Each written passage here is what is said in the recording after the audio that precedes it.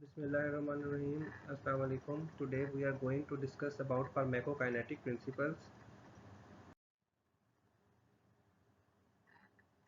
It is very difficult and tedious to study the rate and extent of various pharmacokinetic parameters individually. So for this an alternative approach has been adopted, and this alternative approach is to form a plasma drug concentration time plot, and with the help of this plasma drug concentration time plot we are able to measure different pharmacokinetic principles. So now we will discuss clinical pharmacokinetics. We have discussed different pharmacokinetic principles: absorption, distribution, metabolism, and excretion. So the use of those pharmacokinetic principles in therapeutics is basically clinical pharmacokinetics. In other words, we can say that the use of those pharmacokinetic principles for the therapeutic management of patients is basically is called clinical pharmacokinetics. And the principles of pharmacokinetics, they will tell us that how absorption, distribution, or clearance can be used to design different dosage regimes. So if we talk about clinical pharmacokinetics, it is basically a relationship between two things. Number one, concentration time profile of a particular drug and drug dosage regimes. It means that how the concentration time profile of a particular drug will help us in designing a particular dosage regime of a drug. So the three fundamental parameters that can be used to control these relationships are clearance, volume of distribution, and elimination half-life. The basic definitions of these three terms is written in this slide. So let us have a look on clearance. So what is clearance? It is the fluid volume that is cleared of drug per unit time. It means that how much of the drug is removed from the fluid per unit time. Second one is the volume of distribution. It is the apparent volume into which a drug has been distributed to produce the measured concentration. And third one is the elimination half-life. It is the time taken for 50% of the drug to be eliminated from the body. Again, we will continue our topic pharmacokinetic principles. Pharmacokinetics can also be defined as a mathematical explanation of concentration changes of a drug as a function of time. The knowledge of pharmacokinetic principle is very important in therapeutics. It is because it shows physiological or a toxicological effect of a drug and the concentration of that drug inside our body. Pharmacokinetic principles are useful in determination of the following factors. Number one, extent and rate to which pharmacokinetic parameters, for example absorption, distribution, metabolism, and excretion, occur inside our body. Number two, dose and dosing schedule of a drug and their modification according to individual needs. Number third, the drug concentration that produces therapeutic effect or toxic effect inside our body. Next, the drug concentration in various body fluids and tissues, and accumulation of the drug or its metabolites inside the body. Next, the half-life and duration of action of the drug inside our body. Next, the effect of diseases or disease states on different pharmacokinetic parameters. Next, the nature and extent of drug interactions.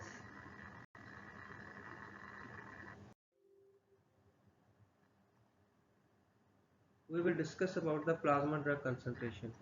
The speed of onset, intensity, and duration of action, duration of response, basically depends upon the concentration of drug at its site of action.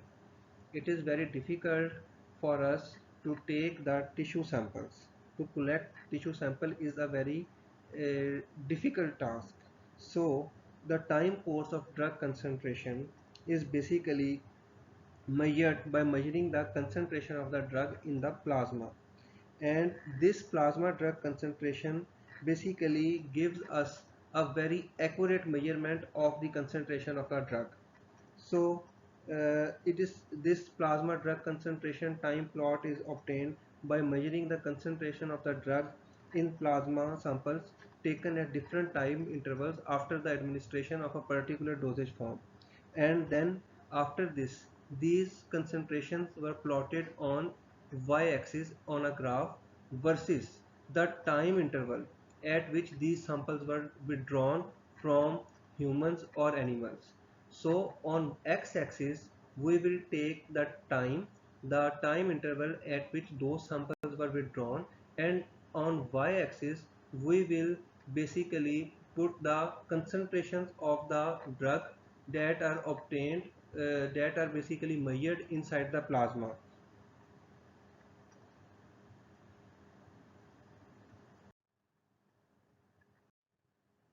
So if a drug is administered by oral or some extravascular path, for example intramuscular or subcutaneous route, it slowly enters the systemic circulation and it gradually rises to a maximum level which is called the peak level. So as the drug is being absorbed into the blood, it is distributed to the tissues and may also simultaneously being eliminated from the body. So the ascending portion of the curve, that is towards the left of the peak, this is the side, it represents the absorption phase, because in this phase rate of absorption is greater than the rate of distribution and elimination. Generally the distribution phase of non-intravenous routes or non-intravenous doses is masked by the absorption phase. That if the route of administration is non-intravenous, then distribution phase of that non-intravenous dose is masked by the absorption phase. So the descending portion of the curve, this part of the curve to the right of the peak, generally represents the elimination phase. It is because the rate of elimination here exceeds the rate of absorption. So the rate, or we can say this rate as the velocity with which absorption this side or elimination this side processes occurs, is basically given by the respective slopes of the curve. Now these are the slopes. This is the slope for the absorption and this is the slope for the elimination, and we express them by absorption rate constant. This slope is designated as absorption rate constant Ka, and elimination rate constant, and this elimination rate constant is basically beta. So a typical plasma drug concentration curve obtained after a single oral dose of a drug, and the relationship of drug concentration time curve at various pharmacological parameters are depicted in this figure which is in front of you. So let us discuss about some parameters. First of all, we will discuss about the minimum effective concentration. So it is the minimum concentration that is required to produce the described pharmacological or therapeutic response. And if the drugs are basically antimicrobial, then we will denote this minimum effective concentration as minimum inhibitory concentration. So this is basically minimum effective concentration. It is the concentration which is minimally required to produce a desired pharmacological therapeutic effect. Second one is the minimum toxic concentration. It is the concentration of a drug in which in the plasma above which toxic effects are produced. See here, this is the minimum toxic concentration. This is the concentration of the drug inside the plasma. Above this concentration, toxic effects, toxic level of that drug starts to appear. Next one is the maximum plasma concentration, or simple Cmax. it is the point of maximum concentration of the drug in plasma. This is the maximum concentration of the drug. This maximum plasma concentration depends on the doses and rate of absorption. It means that this Cmax, basically the maximum concentration of the drug in the body, basically depends upon this absorption phase, and this absorption phase is defined by this Ka, that is the absorption rate constant. So basically this maximum concentration of drug depends upon the absorption rate constant number one, that is Ka, and also on the elimination rate constant, that how much drug is eliminating from the body, that is the beta phase. So the peak represents, this peak is basically represents the point of time at which absorption is equal to the elimination, or in other words, here the rate of absorption is equal to the rate of elimination, and the units with which we can express this concentration of the drug in plasma is usually micrograms per ml. It can be milligrams per ml, but normally the concentration unit used for drug is microgram per ml. Next is another important parameter, that is the area under curve. So it is the total integrated area under the plasma drug concentration time curve. It means this whole of the area is the area under the curve. What is this area depicting? This area basically expresses the total amount of drug that comes into the systemic circulation.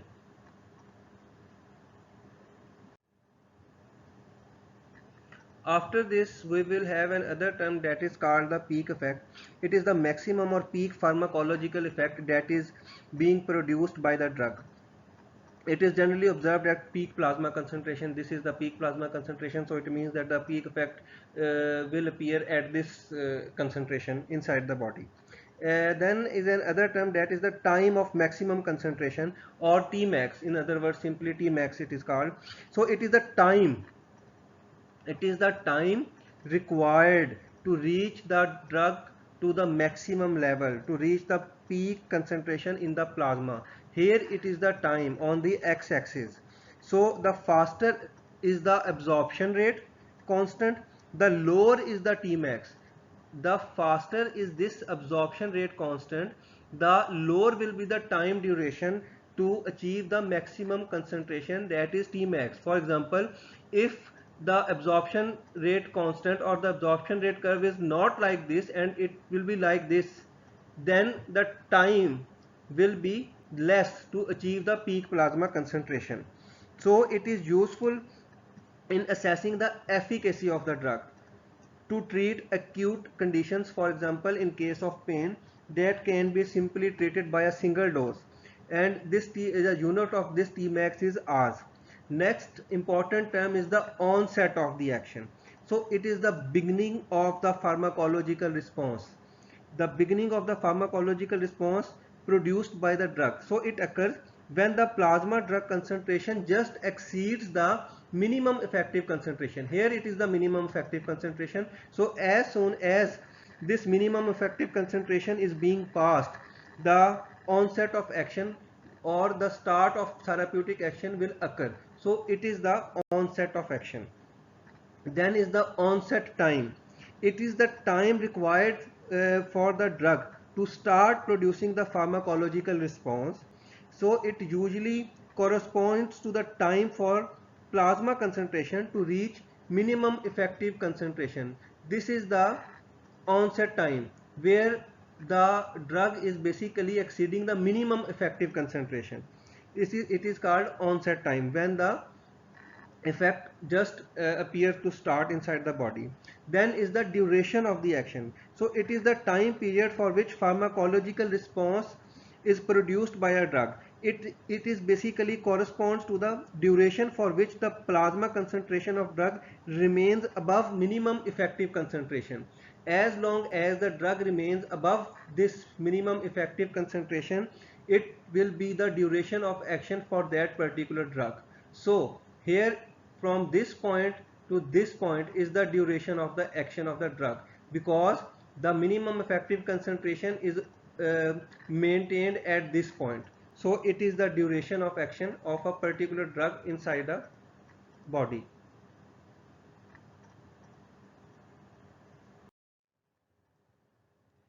These are the terms that I have explained in the previous figure, that what is minimum effective concentration, what is minimum toxic concentration, what is maximum plasma concentration Cmax, what is AUC, area under curve, peak effect, time to reach maximum concentration Tmax, onset of action, onset time, duration of action, etc.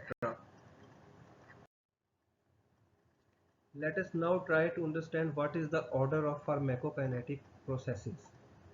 The rate at which various pharmacokinetic processes, and what are those processes, for example absorption, distribution, metabolism and excretion, occur and is affected by the amount of drug in the body, is basically the rate of the reaction, and the manner in which concentration of drug influences the rate process, it is called the order of the process.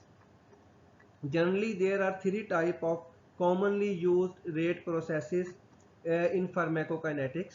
That is zero order process, first order process, and mixed order process.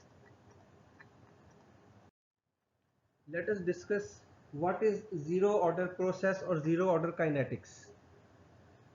It is also called constant rate kinetics. So, zero order kinetics is a process where the rate is independent of the concentration of the drug. That means that rate of pharmacokinetic process remains constant and it cannot be increased by increasing the concentration of the drug further.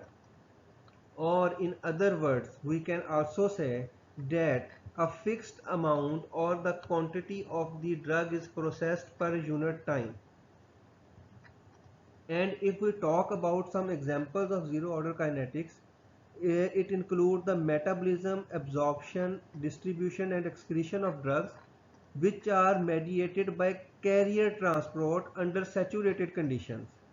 For example, if we are going to administer a drug at a constant rate by IV infusion or through some controlled drug delivery system, for example some osmotic implants, they tend to follow zero order kinetics, and the drugs that usually follow zero order kinetics are phenytoin, salicylates and alcohol.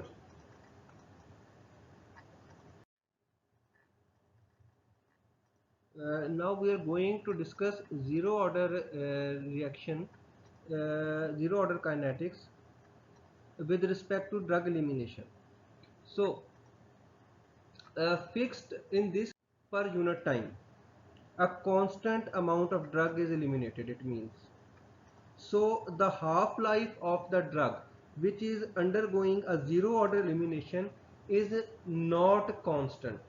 It must be remembered that the half-life of a drug undergoing zero order elimination is not constant, but it is proportional to the concentration of the drug in the plasma. It means that zero order half-life rises with the increase in concentration and vice versa. So, in other words, we can say that a great care is required when we are going to increase the dose of drugs which follow zero order kinetics to avoid the adverse drug reactions. Or linear kinetics. It is defined as a pharmacokinetic process where the rate is directly proportional to the concentration of the drug. In other words, greater is the concentration of the drug, the faster will be the process. And it is in contrast to zero order reaction. In contrast to zero order reaction means that in first order kinetics, a fixed fraction of drug is processed per unit time, and it gives the basically basis that a proportionality between the rate process and the concentration of the drug exists in first order kinetic processes, and due to this proportionality it is said to follow the linear kinetics. So it means that a log plasma concentration time curve is basically linear. The first order pharmacokinetic process are non-saturable over a wide plasma range concentration, and most of the drugs follow first order kinetics in absorption, distribution and elimination. So let us discuss about the half-life in case of first order kinetics. So as we have discussed, constant fraction of drug is eliminated per unit time. So it means that the half-life remains constant in first order kinetics, and it is always independent of the drug concentration in the plasma. Let us discuss about mixed order processes. Basically, mixed order processes is also called dose-dependent kinetics or non-linear kinetics, and it is defined as a pharmacokinetic process whose rate is a mixture of both zero order and first order processes. Uh, the mixed order process basically follows zero order at higher concentration, and it follows first order at lower concentration of drugs. So this type of kinetics is usually observed at increased or multiple doses of some drugs, and this phenomena is mainly seen when a particular pharmacokinetic process that involves the presence of carriers or enzymes which are substrate specific and have definite capacities and get saturated at higher drug concentration. In these cases, usually mixed order processes occur. If we talk about some examples, then mixed order kinetics have been observed in case of absorption, and in case of absorption, the example of drug is vitamin C. Mixed order process have been observed in case of distribution. For example, naproxen distributes following mixed order processes, and it is also seen in case of elimination. For example, riboflavin follows mixed order processes when it gets eliminated from the body.